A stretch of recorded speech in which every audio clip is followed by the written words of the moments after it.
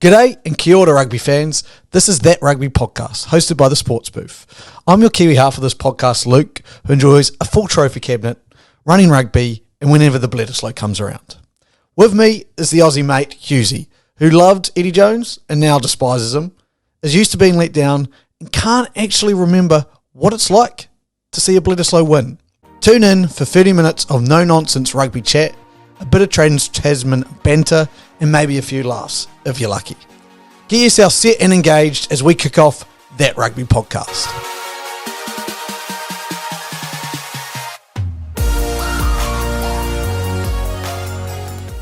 Hughesy, World Rugby must introduce a law for players playing in other countries to be able to play for their home nations. It's getting silly now. And the reason I touch point on this is not as a New Zealander who's just disappointed that half of his All Blacks have less, but as a man who's living in England, seeing half of the English team leave the home of rugby to arch rivals France to play footy in France has me questioning world rugby and just the way it's set up at the moment. I've got a quick counterpoint here. Are you not just upset because you were no longer eligible to play for the All Blacks? Is that where this is coming from? Are you worried about your own career prospects? You're now living in England. There could be a chance I end up getting an ancestry visa, and then I could be donning the white jersey. No, there you go. Which I would never do. So let's just start with that point. But I am. I can't play for the All Blacks right now, which it seems a little bit ridiculous. What have I had? An all-time great 30? Like 30 might be my peak. You never know. I'm about to turn 30, and and might be the way. 30 is a good age. 30 is a good age. You know, it's like, me and you, Luke, we're like fine wine. We just get better as we age. Like, arguably, we are better now than we were when we started doing this show. So it's just like that. And that could happen to me, but I can't play for the All Blacks. But on a serious note, Hughesy, you. I mean. I'm not. If you're looking for argument from my end, you're not going to get it. I mean, Australia is a case in point of this, and we've seen that some of our. I mean, if you look at the last World Cup, one of our best players was Will Skelton, who does not live in Australia, does not play for a Super Rugby team. Right. Another one of our very best players was Marika Koroibete, who again doesn't live play in Australia. Yes, I am in full agreement with you. For as long as there is pay disparity between the different leagues and nations of the world, there is going to need to be a counterbalancing. So, it is one of the things that I like about rugby and a lot of other sports is the idea of salary cap and the idea of fairness, right? Where it's not just the cashed up big teams that can win. Everyone's got an equal chance unless you're the Roosters and you've got a salary sombrero, and Uncle Nick is doing shady deals with paper bags, Melbourne Storm as well. But that cheating is so heinously viewed by the sports world for good reason, because we all love competition. That's why we're into sports at the end of the day, right? Sports is competition. We love watching it, being part of it, talking about it. It is competition. And what makes competition better is when it's fair.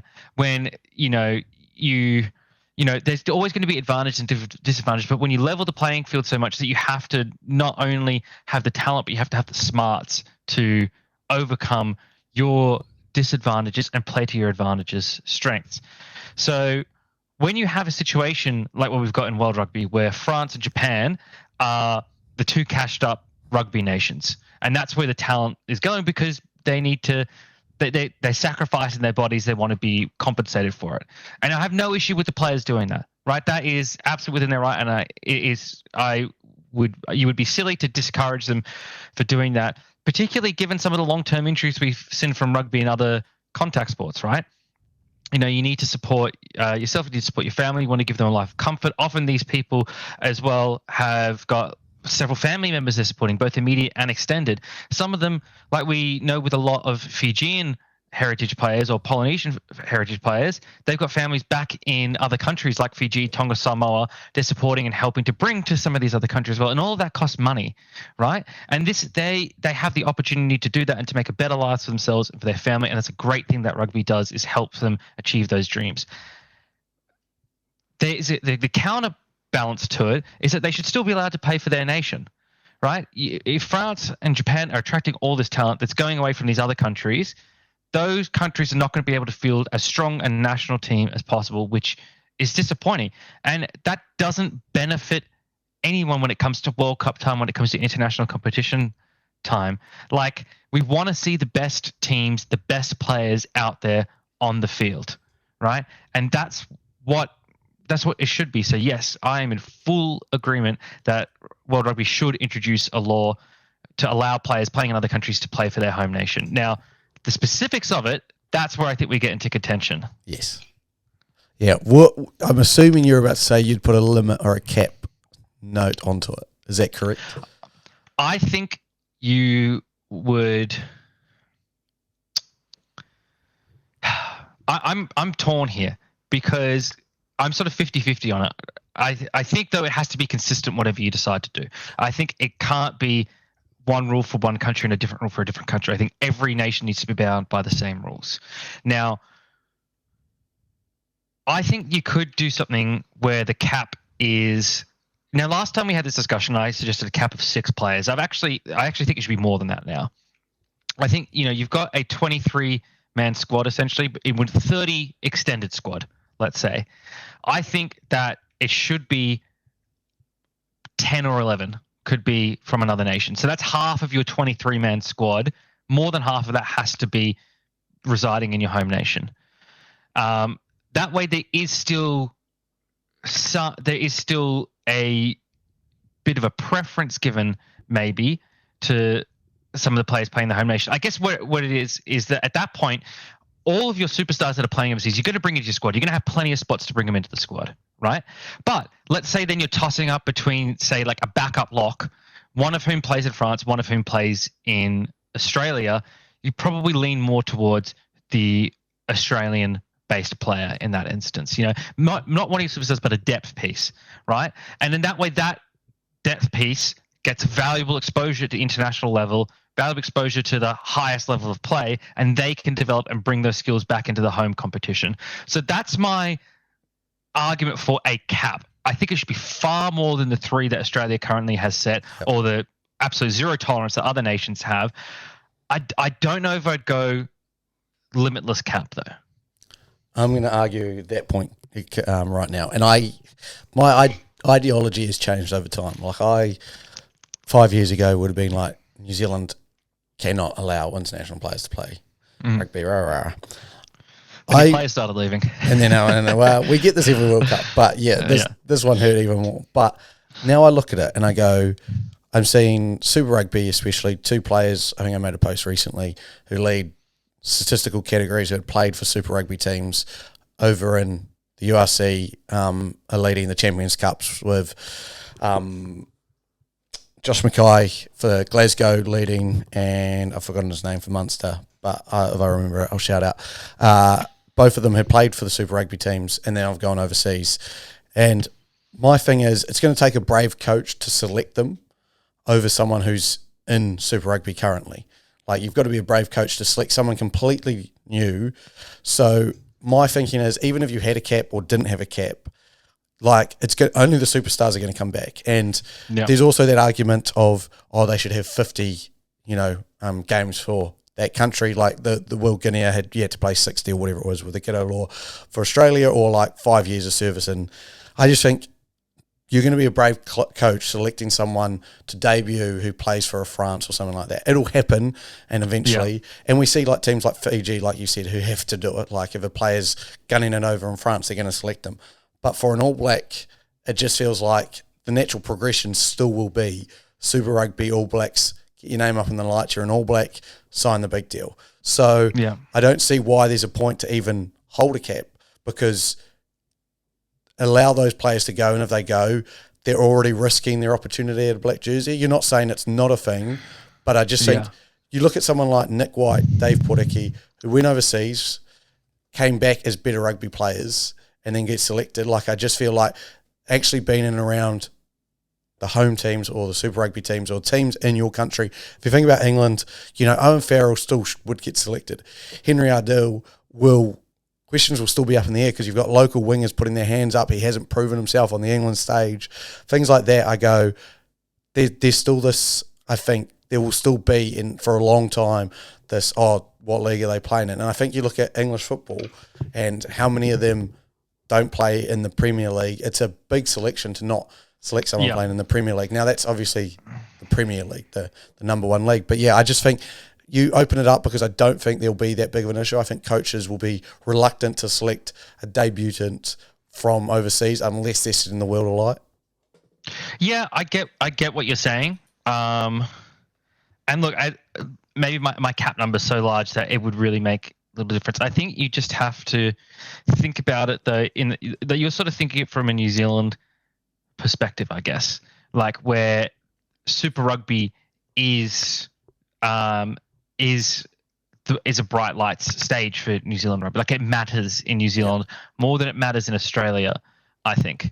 Right? So I think there's a difference for an Australian coach when they're looking at people. I think it's more of a level playing field, players that play in Super Rugby as compared to playing in overseas leagues. And you look at a number of the smaller nations, well, like your Fiji, like your island nations, even places like Japan or Portugal, tier 2, tier 3 nations, Georgia, right? They don't all have local competitions, but we would like them to. We would like them to start building those up, right? And so I think it's because it's beyond just Super Rugby. It's when we're considering World Rugby doing this, we've got to consider other leagues around the world as well. And so I think there is still a benefit to making sure you do include some local players in that mix. And when I say local players, I mean that play in the domestic competition, because I think then they bring that experience back to the domestic competition after having rubbed shoulders with their players from their country that have been good enough to go and play overseas, right? So I think there is a benefit to retaining some of that local talent at a long-term look at things. Now, again, this is a sort of highly theoretical discussion about how this works, and it is also about long-term rugby strategy as well as short-term immediate competition strategy. So there's a few different ways to look at it in that regard as well. I think if you're talking about just what is best for the next competition that comes up, then yeah, I think no cap is the most beneficial. But if you're looking at what's going to be best for the next 2 or 3 World Cups, then I think that's where you have to take a bit more of a long-term view and say, yeah, look, we will have a big cap, but you are required to have some of your players, a percentage of your players from your domestic competition or equivalent. There are some nations out there that don't have that domestic competition, but for like your Australia and stuff like that, I think that's where it probably comes into the mix a bit. You think you'd probably make it start off, especially with tier 1 nations. I think you'd be targeting with the rule first. But it's a very good point. Like, yeah, I'm definitely thinking, I think, narrow-minded a little bit with the future in hold. Because as I say, at the moment, you're going to be a brave coach to select a debutant from overseas. But again, I look at it in Australia's point of view, and I was like, is it Jack Dempsey, the Scottish Australian, who came out of the blue, was very good in the back row. All of a sudden, wouldn't have you loved to be able to pick him even to debut because he's killing it over there? I think, if you open up to 10, 11 spots, you're still risking it with, is a coach willing to take a shot on a debutant? Whereas I think if you open up fully, it'll be a great story for some of those players, I just think. But it is an interesting point, and it's one of those ones that I would love to see the stats on a team like South Africa and go, in all their games, break it down by percentage, how many players are actually based out of South Africa or based out of the URC teams or the Super Rugby teams, and how much are based away, and go, where is this good number if we do put a cap on it? Like South Africa have shown, they've got obviously an unlimited law, but they haven't just selected players from outside of South Africa. They've obviously have still got some players playing in the URC and stuff like that. So it'd be very interesting, I think, to see that. The Rugby Championship needs to align with Six Nations and expand to 6 teams. We've got 2 Six Nation competitions, one Northern Hemisphere, one Southern Hemisphere, and then we can have a World Rugby Championship. That's not the World Cup, but the winner of Six Nations versus the winner of the Rugby Championship. We can finally show every year instead of just every 4 years that the Southern Hemisphere is clearly better than the Northern Hemisphere. Now, what are the two teams that I'd bring in to the Rugby Championship? I think Japan is a good one, and I think Fiji is the other one. And then I think you've got a really good core Six Nations there. Fiji did fantastically in this last World Cup. Japan had a solid performance as well. Fiji made it further in the World Cup than Australia did, who's an existing Rugby Championship side. You look at the other Rugby Championship teams, obviously New Zealand, South Africa, Argentina, all made it to the semi-finals and beyond in the Rugby World Cup. So you've got a really great level of competition in there that is arguably higher than the Six Nations competition. If you look at the 6 teams that were proposed to be in the Rugby Championship, right? Australia and Japan came third in their pool. Fiji made it into the finals. Argentina made it into the finals. New Zealand and South Africa obviously played the grand final. If you look at the Six Nations, right? Ireland, France, England all made it to the finals. Only England made it to a semi-final. Ireland and France were knocked out round one. Wales as well made to the finals, I should say as well.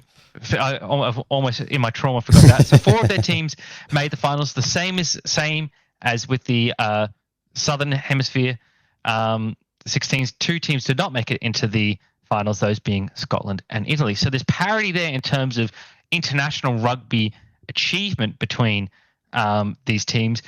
Parity in terms of the competition as well. Obviously, Wales beat Australia in the competition.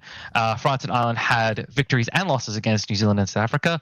So I think that would make a really great competition. And then you have a really cool moment during the year where you have the winner of the Six Nations versus the winner of the Rugby Championship. Or you could even do a bit of a bigger tournament than that. You could have the top 2 from each competition, so on and so forth. I think there's so many possibilities here for World Rugby to explore. I think international rugby, as we've said so many times, is the pinnacle of a rugby. It draws in the most fans, draws the most attention, gets the most media, and we just need more of it in our lives, to be quite honest. Yeah. So there are a lot of benefits to this. The downsides are logistics, plannings, and cost, as always, the boring side of things. But I think rugby needs to adapt. I see what you're saying, and I do agree in principle. Like, I like the idea of aligning. I like the idea of 2 Six Nations tournaments. I like the idea of the winners coming together and squaring off against each other. And I think you could actually sort out the rugby calendar a little bit with this, because you'd play the Six Nations at the same time, I think. I think rather than, as you can see with the Northern Hemisphere, they're playing the Six Nations in the middle of their club season. We're about to kick off, obviously, Super Rugby.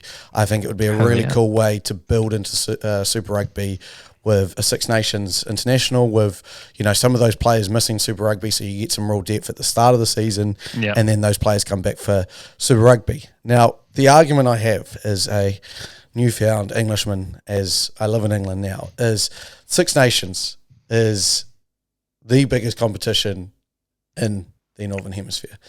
And the reason it is the biggest competition is history. Now, I don't, as much as I think Japan brings a lot with money-wise, and I think Fiji coming across is great, the Six Nations or the Rugby Championship already, to me, is saturated.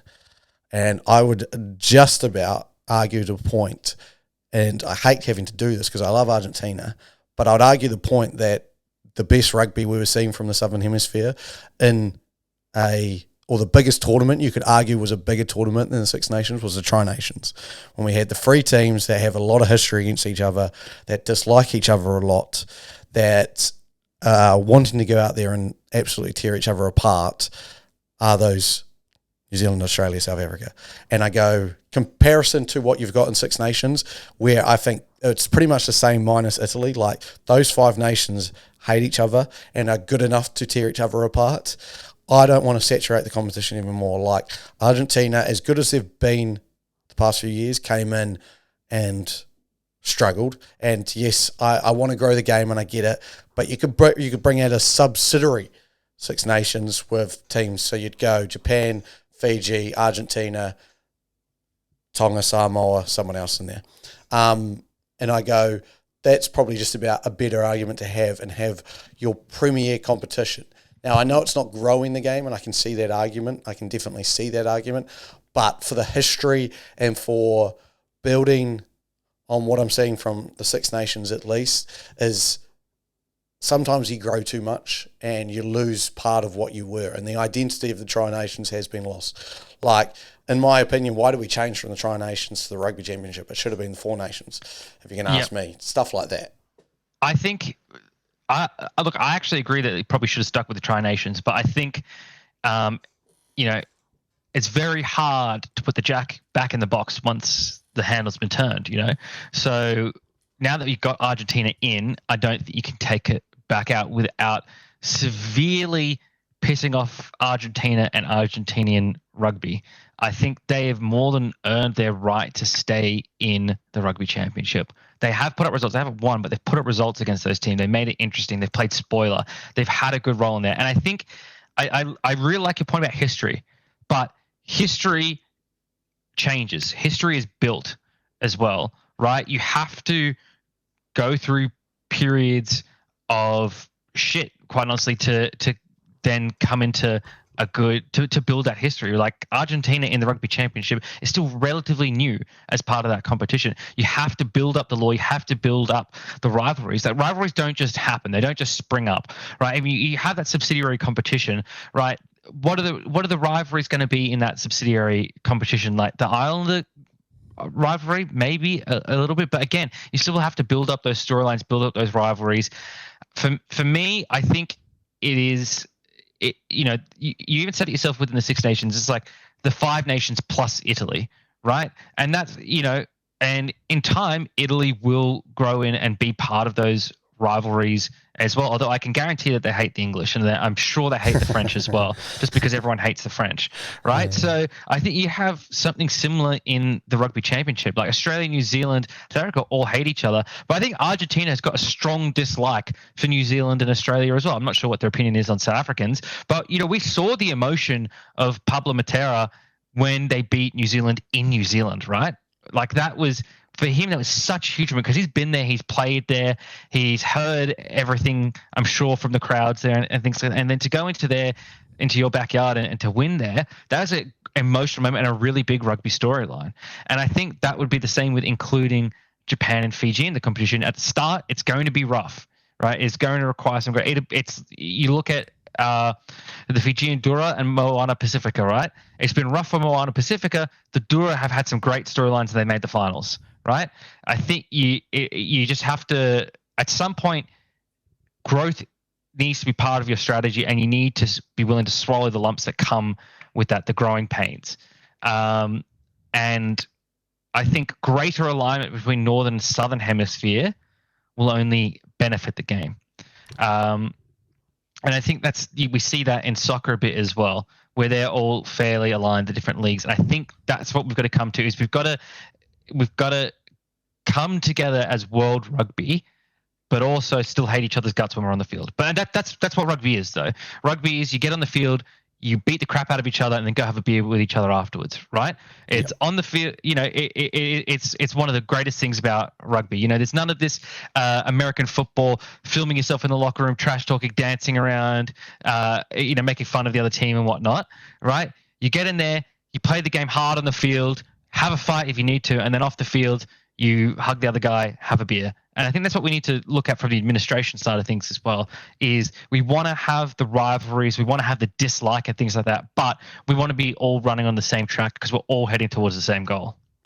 Yeah, look, I like your argument, and it's hard to argue against. I look at it and I still think that Argentinian loss doesn't hurt me as much as a loss to either Australia or South Africa will. And I'm trying to work out if in my lifetime will ever playing Argentina matter too much as me as playing South Africa. I think if Argentina wins the Rugby Championship, it will. If they start to become a really good team, if they get a few wins in a row against you, yeah, it will. Or but do you see that happening? I think it could. I think that's what the whole point of them being in the Rugby Championship is, to keep building. I mean, you can't argue that Argentina has steadily improved over time, right? have, And part yes, of that has been in their inclusion in competitions like Rugby Championship, Super Rugby, greater involvement with the Southern Hemisphere teams, right? So yeah, I absolutely believe it could happen. And off the top of my head, I don't know, but I believe Italy's been in the Six Nations for a very long time. I imagine. I don't know how long. Let's do a Google of it. Yeah, I want to say they've come in the late 90s. 2000. So 2000. yeah, pretty close. Since pretty 2000. Close. Yeah. So 24 years, and let's be honest, like, yes, they beat Wales 2 years ago. Like, you go into those Italian games. Yes, they put up a fight against France last year. They put up a fight against a couple other teams, but every single Six Nations team goes into those games expecting to win. And even if they were to lose, like the Welsh one, as much as it sucks for about a year, then you beat them again, and then it doesn't matter. Like, I just haven't seen enough from Italy over 24 years to say that Japan and Fiji is going to do that. I don't think you can compare Italy to those teams, though, right? Like, Italy is such a second priority in Italy compared to football, right? In Argentina, which is one of the most football mad countries in the world, rugby still holds a really special place. Fiji, it is the sport along with rugby league. We have seen that Fiji and Japan can already compete with the teams already in the rugby championship, right? Japan has beaten South Africa in a World Cup. Fiji beat Australia in this most recent World Cup, right? These teams have the capability to do this. The players in the Fijian Dura have beaten players in the All Blacks and Wallaby system in Super Rugby. So I think those teams are all better than Italy. I think if you looked at the Rugby Championship 1-6 expanded, I think you would say it is better than the Six Nations 1-6. I don't know if quality can be an argument. I think your strongest argument is the history and the rivalry and what makes it unique.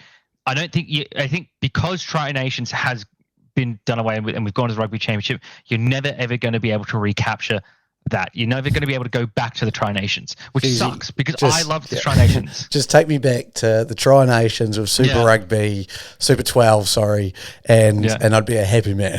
Yeah, I know. Look, I would be as well. But we have to move on from the mistakes of the past. You know, we have to accept that what happened was probably not the best decision. But where do we go to now? Right, we can't go back to what it was before. There's been too much time, too much change. Argentina has earned their spot. I think it's time now for even more new blood to come in, right? And then I think it is going to take, to get that to that level of dislike, it is just going to take playing more and more games against each other, and you will grow to dislike them more and more and more because you'll see the same players taunting your players every time, sticking their boots into the rock, coming in with a raised elbow. You remember those little moments about things, or they get a call that their way, like the Australia versus Argentina this year in the Rugby Championship, right? The fact that wasn't fucking reviewed at the end still really pisses me off, right? And I can't wait to play him this year. And we get 2 games against them this year, thankfully. So let's fucking dig into them, Like, that sort of stuff sticks with you. I think you I'm an arrogant a All bit Black blinded supporter. by all the success that all the All Blacks have had.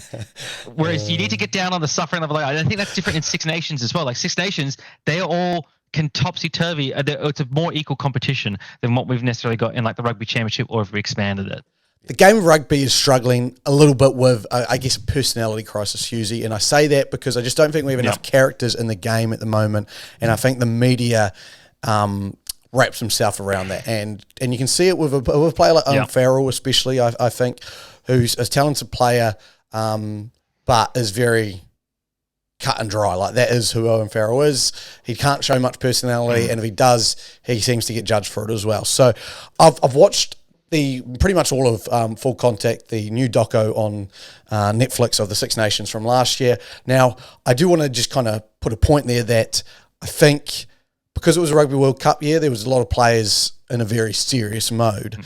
But what kind of shone through to me was we do need a bit more characters in the game. When I watched that compared to watching Drive to Survive, you just don't have as much players being themselves, like especially, I guess, F1, very much an individual. I know there's teams, but very much an individual sport where you are your own brand, whereas international rugby, you're a team and a whole system getting brought up. And I just sat there and I watched, and you saw the likes of Alice Genge, and I thought Andrew Porter were very good.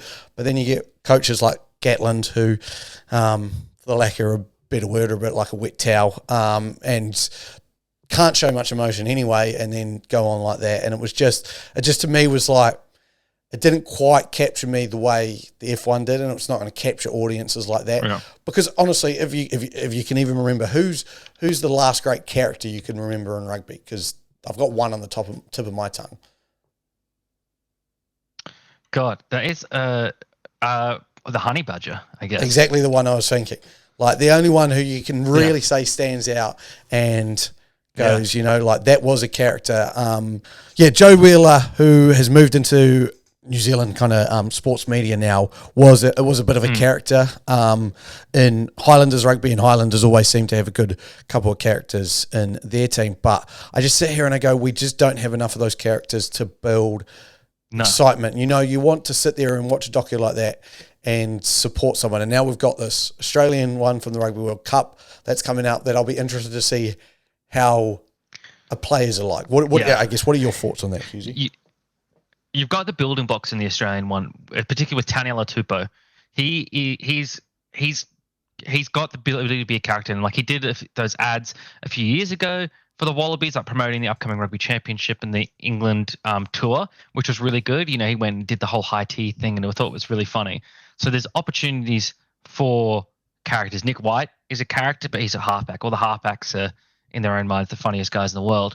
So I think you've got building blocks there. But yeah, I remember back in the day when we had great rugby commercials. Matt Giddo, everyone doing the side lean as he does his kicks, and then they had all the ads about it. I think it was like a Wolf Blast wine ad or something, and everyone's tilting their wine glasses so you see the level tilted, stuff like that. Phil Waugh was another great one. I remember he did commercials with like his ice bars and stuff. Like you have rugby has got the people in there to be characters, but it's about showing them, right? It's about making it about more than just who they are on the field. It needs to be about what they're like off the field as well, right? You look at rugby league, forever the comparison for rugby union, right? The characters of that game: Jerome Luai, right? Brandon Smith, right? Cameron Munster, right? They've got their cheeky personalities that they let come through. The Matty John show does a great job of highlighting those characters when they come on the show and things like that. So I think you need to have more stuff like that for rugby to really highlight these players, and they can do more on their social media and stuff as well. Like I think it's a concerted effort all around. I agree with you that the Full Contact is a good starting point. I think the Wallabies documentary would be a good starting point as well. Keep it going, right? Keep it going. I'd love to see a 2024 Wallabies documentary, right? Almost Hard Knocks. I'd love Hard Knocks style thing every year for the Wallabies or for the All Blacks or for these teams, like get a good narrator in there. See if Leif Schreiber surely must be available. Like he only does Hard Knocks once a year. Like he's got to be available to do other documentaries as well, right? If you get the voice of Hard Knocks, like imagine Aaron Rodgers, we know is a Leif Schreiber fan. He loves hearing him do Hard Knocks, right? So Aaron Rodgers a tuner. You get Aaron Rodgers posting about rugby. You go Rugby Australia. We've got these ideas, But yeah, imagine a Hard Knocks style thing where, Hard Knocks typically does show off teams that haven't done so well. They don't typically show off teams with new coaches. I think that's one of the rules, is it can't be a first-year head coach. But it's often teams that have had dysfunction and how they're building up from it, how they're handling, the weight of expectations. How, imagine that for Rugby Australia this year, right? Joe Schmidt coming in, Michael Hooper, exiled last year. He's gone to rugby sevens. What's his role in the Wallabies this year going to be? How are they going to have him around in any capacity? You had Carter Gordon, who, essentially is this. This might sound harsh, but he's sort of the Zach Wilson of Australian rugby, right? Really high hopes for him. Didn't deliver on them in the World Cup, and I don't think that all falls square on his shoulder. And just like with Zach Wilson, you had Adam Gase back there as well. What is he doing this year? How's he going to overcome his struggles? You've got your veteran coming off an injury, Alan Alatoa, right? Huge injury to come back from, especially from a prop. You've got the drama in the background of Australian rugby needed to do well after such a poor performance in the World Cup. You've got Super Rugby that can dictate players' availability and whatnot. I mean, you can also see how the players navigate through Super Rugby into the Wallabies period, right? There's so much content that's there for the taking. There's so much there. Like, imagine you had a weekly series on Stan in the style of Hard Knocks, where it goes over basically the previous week's game, like in the preparation leading up for the game and things like that. I think that would be immense. I think that would do wonders to the game, because I look at a lot of these rugby players and we really don't know much about them compared to your NFL players, your NRL players, NBA players, right? We don't know what type of bloke they are, right? Which makes it hard to be really passionate fans of any one player unless they're exceptional.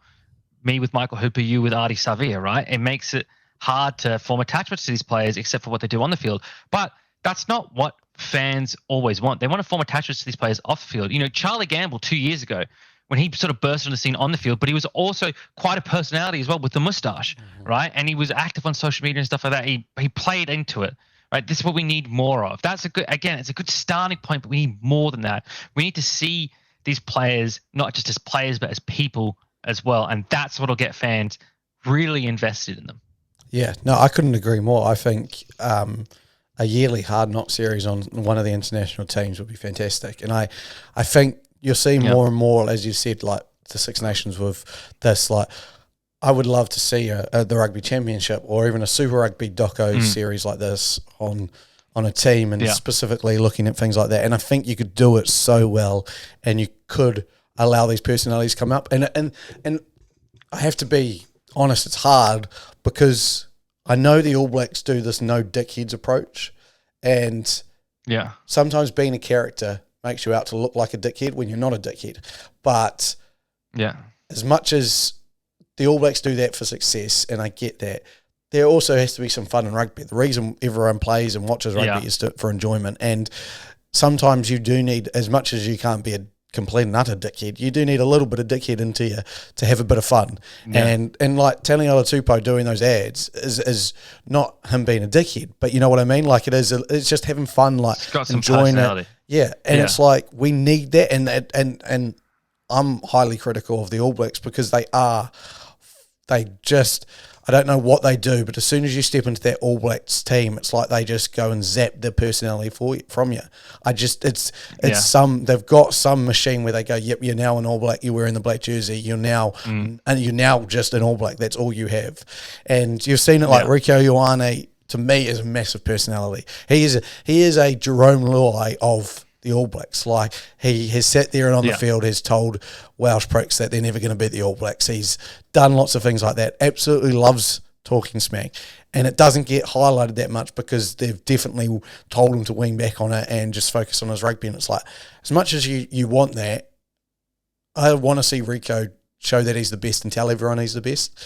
And I just kind of go, I just feel like, we lose that because we, especially as the All Blacks, who I have to hold as the ones that are the worst at it, they just drag them and say, nah, you can't be anything but an All Black. I've got another great example for you, right? Roger Tuivasa-Sheck. Incredible opportunity to bring a lot of NRL fans into supporting rugby. Heard nothing from him while he was in Super Rugby. He just there played rugby. This is a guy that was a Dally M medalist, grand final winner, one of the best players to play NRL, right? And we heard nothing about it. We heard nothing from him. He's just there. He was basically told, we can only assume, come in, put your nose to the pavement and work hard. And that's it. And that's, that might be good for him to, that might have been, I think that's still part of it. Yeah, for sure. But this is a guy that was beloved in NRL circles. Everyone knew what an amazing guy he is. We heard no stories about him, heard next to no interviews from him at all. It's a really wasted opportunity. Yeah, how they now saying that as well, that you've brought that up, how they didn't do a doco series on him, and I'm sure he wouldn't have been against it. That would have been a great brand thing for him about that transition. This was, like you said, one of the best rugby league players making the decision to come across again. We are we are getting there, but we're just missing opportunities. And I guess it probably comes down to a little bit of funding and risk taking, like who's willing to go out of the way and do that. But I think eventually we need these characters if we're going to survive as a sport. We need to be able to go, yes, this is who we are, and we are. And I look at England. Marcus Smith is a very flamboyant English 10, isn't he? Like you're not used to that. You're used to your Johnny Wilkinsons, who all they do is practice their drop goal kicking, and George Forwards, and you've got this new breed coming in. So hopefully something like that can get around. The Finn Russell, who's you can tell as a character, like loves a beer off the pitch, loves anything but sometimes rugby, but he also is a great rugby player, and we need more of that, and he stars in the full contact. So I'm hoping we can build on that and get a few more doco series going out, and I'm really excited to see this Wallabies one, to see if we are going to see some characters. Eddie Jones, as terrible as it was last year, he brought a lot of news stories in, not all good. It was a circus, as we said, but there was a character there, and you either loved or hated him, and a lot of people turned up to hate him because he didn't deliver. But say he delivered, and say Aussies, you guys won the World Cup, the news stories that would have come out about Eddie Jones, then it's just things like that. Sometimes it doesn't have to be a coach, it needs to be a player. But for now, this has been Luke and Husey from That Rugby Podcast, hosted by the Sports Booth. We will see you next time. Goodbye. Peace.